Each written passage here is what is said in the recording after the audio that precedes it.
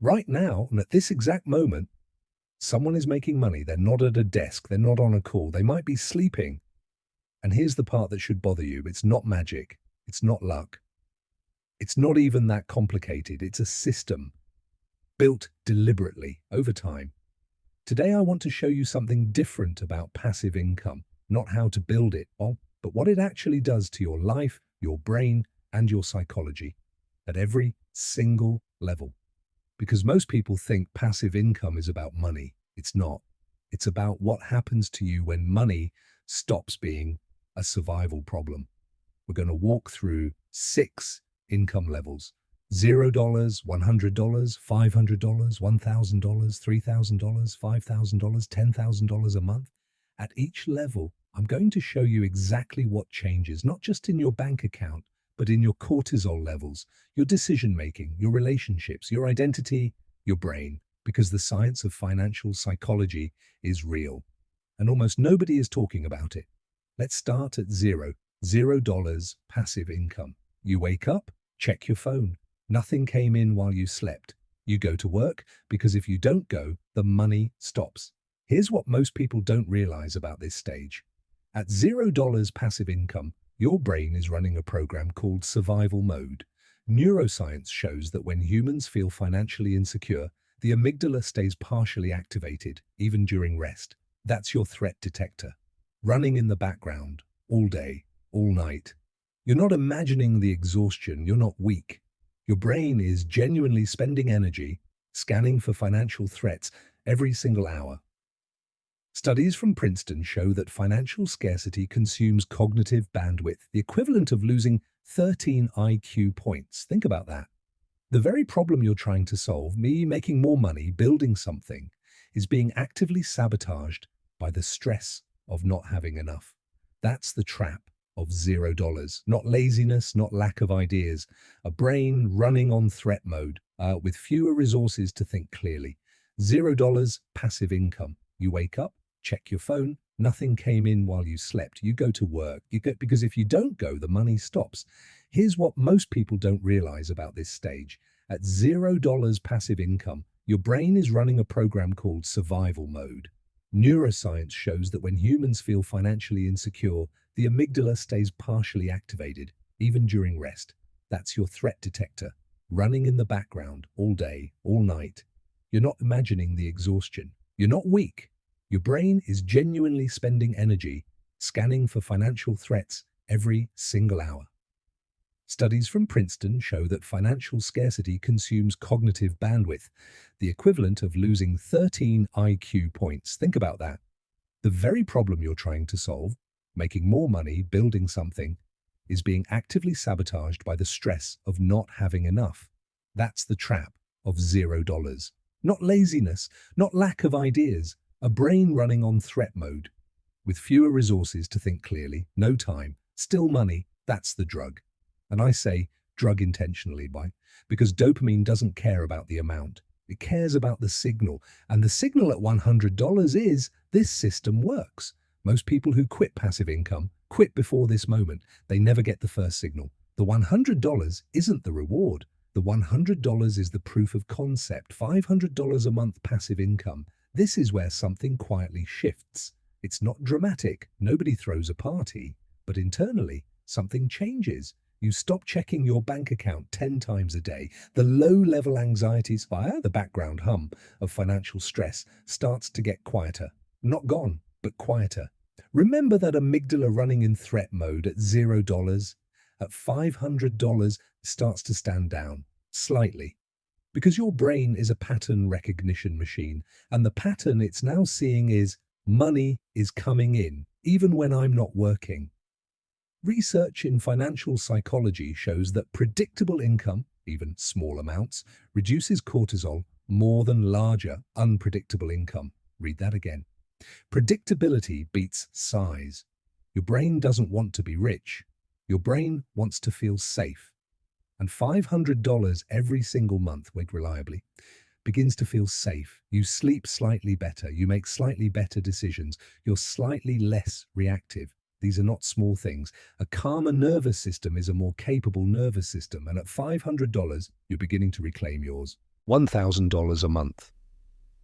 This is the first level where something fundamental changes, not just in your finances, in your vocabulary. Before $1,000, you say yes to almost everything. The shift you don't want, the client you don't like, the Sunday that feels like a Monday because you need the money. At $1,000, for the first time, you can say no, not to everything, not dramatically, but the option exists now, and the option alone changes the dynamic. Behavioral economists call this BATNA, best alternative to a negotiated agreement.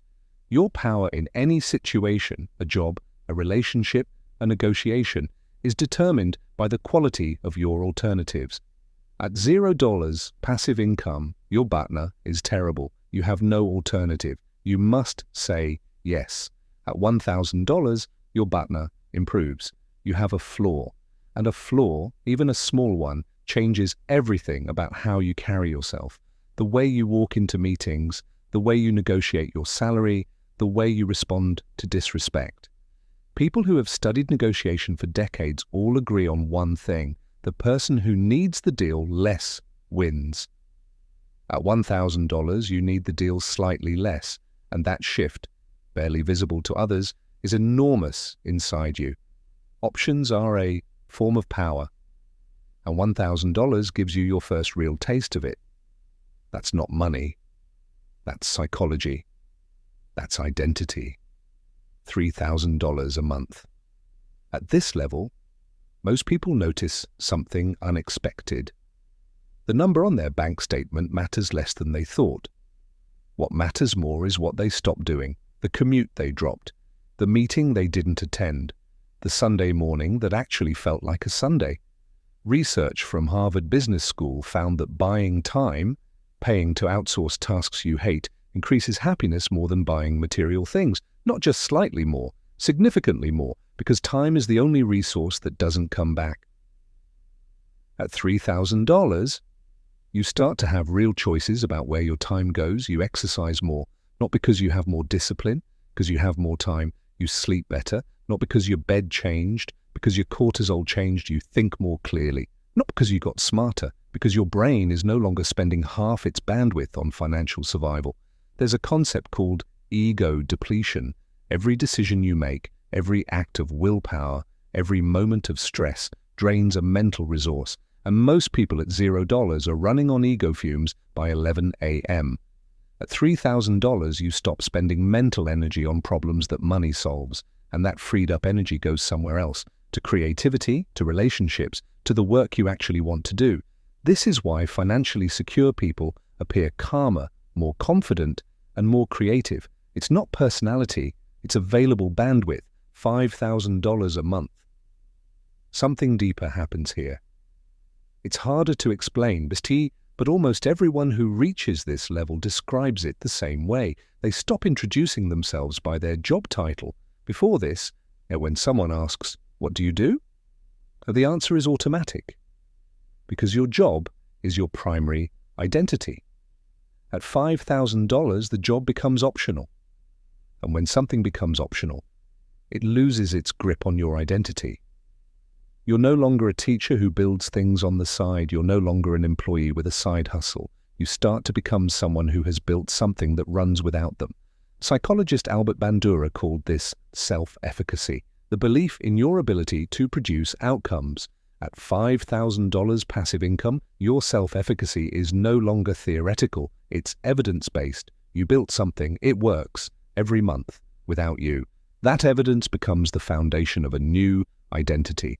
An identity is the deepest driver of human behavior. You don't rise to your goals, you fall to your identity. At $5,000, your identity starts rising. $10,000 a month. Let's be honest about what this number actually means. It doesn't mean yachts. It doesn't mean mansions. It doesn't mean you never work again. For most people, $10,000 a month means something much simpler. It means you don't check prices anymore, not because you're rich, because the cognitive load of checking prices, multiplied across every decision every day, is gone. Think about how much mental energy you spend every week on small financial decisions. Can I afford this? Should I get the cheaper option? Is this worth it? Research shows that making many small financial decisions exhaust the same mental resources as making large ones. At $10,000, hundreds of these decisions simply disappear. And what fills that space? Presence. You're actually there. At dinner, at the park, in the conversation, not calculating, not worrying, not half present. You don't dread Mondays, not because Mondays changed, because your relationship with time changed. You don't need permission from anyone to live your life. And here's the deepest truth about this level. Freedom isn't a feeling, it's a condition. A condition your brain creates when it stops running survival programs. When the amygdala, which was firing at $0, finally stands completely down. And in that silence, in that space where financial fear used to live, you finally get to find out who you actually are. Passive income is not a rich person's game. It's a brain optimization strategy. Every level, from $100 to $10,000, is not just more money, it's less cortisol, less amygdala, less cognitive load, more bandwidth, more clarity, more you. The goal was never the number. The goal was always what the number makes possible. A brain that thinks clearly, a body that rests properly. A life where you stop surviving and start actually living. The question isn't whether passive income is possible. It is. The question is, what level changes your life? For some, $500 removes the biggest fear. For others, $3,000. For others, $10,000. Find your number, then build toward it, one system at a time. If this changed how you think about money, like this video, it genuinely helps more people find it. Subscribe. Because next week, we're going deep on the neuroscience of why most people sabotage their own financial success before they even start. The science is real, and it's more fixable than you think. See you there.